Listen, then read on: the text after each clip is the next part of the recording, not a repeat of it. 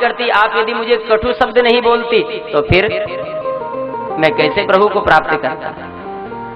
माँ ये आपकी ही कृपा है। पिताजी से कहा, बोले पिताजी आपकी कृपा से मुझे अपना लक्ष्य मिला है, मेरे प्रभु का दर्शन हुआ है। आप यदि मुझसे प्रेम करते, मुझे गोद में उठा ले तो फिर मैं जंगल में नहीं जाता। तो ये आपकी कृपा है। और फिर तो अपनी सुनीति मां को वंदन करते हैं श्री ध्रुव जी महाराज।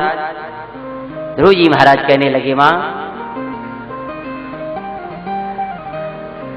आप जैसी मां सबको मिले, आपकी कृपा से ही मुझे जो है प्रभु का साक्षात्कार हुआ है।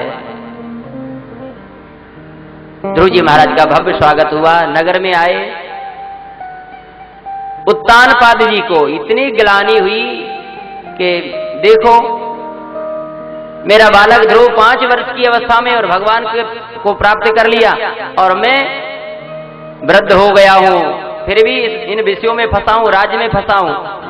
बहुत ग्लानि हुई। अपने ही पुत्र से शिक्षा मिली और छोड़ दिया अपना राज्य। श्री ध्रुव जी महाराज को राजगद्दी पर बिठा दिया और उत्तानपाद जी महाराज भजन करने चले गए। ध्रुव जी महाराज राजा बन गए। एक दिन ध्रुव के जो छोटे भाई हैं उत्तम, वह जंगल में शिकार खेलने गए। तो एक यक्ष से युद्ध होने के कारण ये युद्ध में मारे गए। ध्रुव जी को मालूम हुआ तो श्री ध्रुव जी महाराज को क्रोध आया और सेना लेकर के चढ़ाई कर दिया यक्षों की नगरी के ऊपर। बहुत घमासान युद्ध हुआ। हजारों निरपराधी यक्षों का वध कर दिया श्री ध्रुव जी महाराज ने। उस समय श्री मनु जी महाराज ने आकर के ध्रुव जी को उपदेश किया, बेटा तुम्हारे जैसे भक्तों के लिए क्रोध करना ये शोभा नहीं देता है।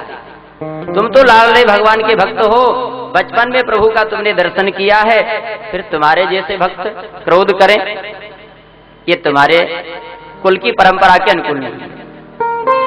बेटा तुम्हारे एक भाई के बदले में तुमने कितने यक्षों का वध कर दिया। बेटा यह क्रोध तो है ना नरक का द्वार है, इसलिए इसे छोड़ दीजिए। मनु जी के उपदेश से श्री ध्रुव जी महाराज ने युद्ध बंद कर दिया और यक्षों से मित्रता कर लिया। श्री ध्रुव जी महाराज ने 36,000 वर्ष तक राज्य किया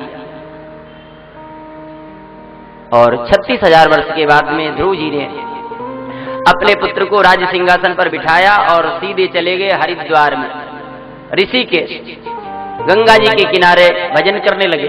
श्री ध्रुव जी महाराज बहुत समय भजन किया। एक दिन श्री ध्रुव जी महाराज उठ करके जाने लगे तो गंगा मैया ने पूछा, बेटा ध्रुव क्या बात है, क्यों जा रहे हैं मेरे किनारे को छोड़ करके? तुम्हारे जैसा भक्त मेरे किनारे भजन करता है तो मुझे भी सुख मिलता है, क्यों जा रहे हो? तो ध्रुव जी महाराज ने कहा, बोले माँ आप ये कलकल निनाद करती हुई बहती हो ना अपनी धारा से, तो हमारे भजन में थोड़ा विक्षेप होता है। गंगा जी तो अपनी आवाज गति में बहती रहती है, बड़ी आवाज आती है। तो ध्रुव जी ने कहा, बोले मैया हमारे भजन में थोड़ा विक्षिप्त होता है, इसलिए हम जा रहे हैं। तो गंगा मैया ने कहा, तुम रुक जाओ, अब मेरी आवाज तुम्हें नहीं सुनाई पड़ेगी। गंगा मैया अपने भक्त को सुख देने के लिए शांत हो गई। आज भी आप ऋषिकेश में जाएंगे, हरिद्वार से आगे ऋषिकेश, और ऋषिकेश में जो लोग गए हैं राम झूला पर, लक्ष्मण झूला है और राम झूला है, तो राम झूला और लक्ष्मण झूला के बीच में बिल्कुल शांत है गंगा जी एकदम अभी भी। और उससे नीचे फिर तो गंगा जी की कलकल निनाद आवाज, उसके ऊपर भी वही आवाज है, लेकिन राम झूला पर बिल्कुल गंगा जी की बिल्कुल भी आवाज नहीं, एकदम शांत होकर के गंगा जी बहती है। ये श्री ध्रुव जी महाराज की देन है, जो गंगा मैया शांत हो गई।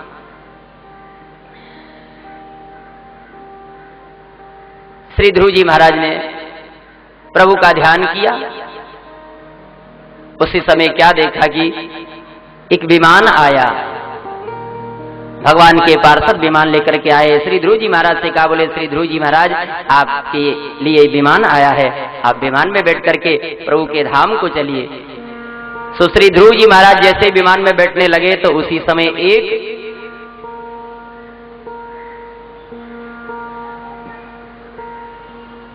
काला काला पुरुष वहां आकर के खड़ा हो गया और उसने कहा, बोले ध्रुव जी महाराज आप पहले मुझे स्वीकार करिए। ध्रुव जी ने पूछा, आप कौन हैं? बोले हम कालदेव हैं, हम मृत्युदेव हैं। मृत्यु लोक में आने पर बोले हमें स्वीकार करना पड़ेगा। भगवान के पार्षदों ने कहा, बोले ध्रुव जी महाराज इनसे कहिए अपना सिर नीचे करें। तो महाराज ध्रुव जी महाराज के कहने से मृत्युदेव ने अपना सिर नीचे किया और ध्रुव जी महाराज ने मृत्यु के सिर के ऊपर पैर रखा और विमान में बैठ गए। ध्रुव जी का विमान चलने लगा। धन्य है श्री ध्रुव जी महाराज, मृत्यु के सिर के ऊपर पैर रख करके और भगवान के धाम को जा रहे हैं श्री ध्रुव जी महाराज। ध्रुव जी को तब तक याद आया, अरे मैं कैसा भागा हूं, जिस मां की कृपा से मुझे ये धाम मिला है और उस मैया को छोड़ करके मैं अकेला ही भगवान के यहां जा रहा हूं। याद आ गया। भगवान के पार्षदों से कहा, विमान को रोको। पूछा, क्या बात है, क्यों विमान को रोक रहे हो? बोले मेरी मां रह गई है। ध्रुव जी महाराज ने जब ये कहा कि मां रह गई है, भगवान के पार्षद बोले, ध्रुव जी महाराज ऐसा कभी हो सकता है क्या? जिस मां की कोख से आप जैसे भक्त ने जन्म लिया हो और वह मां पीछे नहीं रह सकती है। देखो हम पहले ही दो विमान लेकर के आए थे, तुम्हारी मां का विमान आगे आगे जा रहा है। भगवान के पार्षदों ने दिखा दिया। ध्रुव जी महाराज ने देख लिया कि मेरी मां आगे आगे जा रही है।